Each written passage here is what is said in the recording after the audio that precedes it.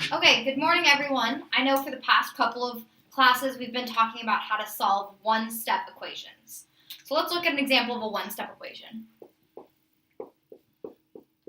So who remembers how to solve something like this? Yes. You would divide both sides by 10. Okay, awesome, yes. So what happens when we divide both sides by 10? The 10s on the left cancel out, and then on the right, 20 divided by 10 is 2. Okay, so then you get x equals 2, right? Mm-hmm. So what kind of operation did we use in this practice problem? Division. Yeah, we used division. Who can name some other types of operations? Addition. Just shout them out, yeah. Addition, subtraction, Multiplication. Yep. So in one-step equations, you use one type of operation. You might use multiplication or division like we did here. But in two-step equations, you're going to use two together. You're going to use multiplication and addition, or division and subtraction. So we're going to kind of dive in and look at how you might start solving two-step equations. Okay, so I'm going to write a practice problem on the board, and then we're going to kind of break it down and see how to solve that best.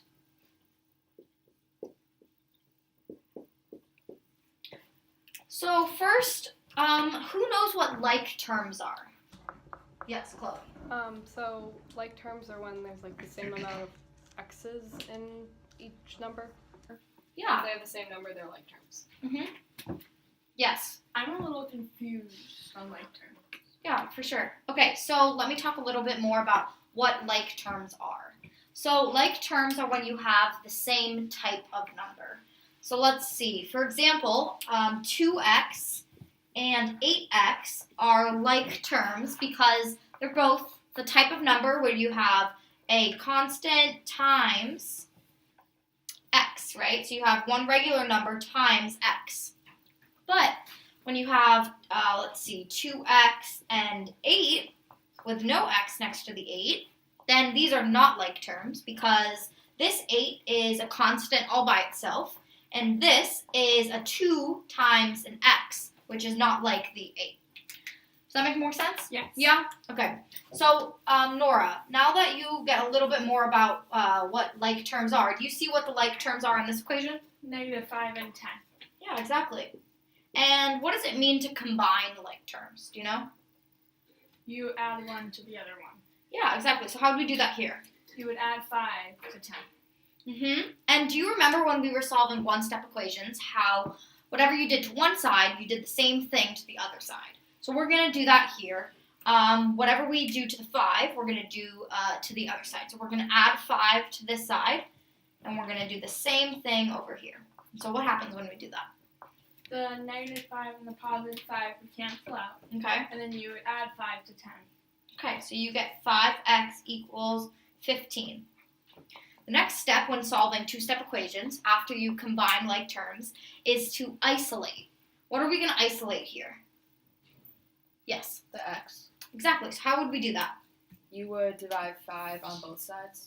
Exactly. So we're going to divide 5 here and divide 5 here. So what happens when we do that? Anyone know? Yes, Chloe. The x becomes isolated, Okay. and then the 15 divided by 5 is 3.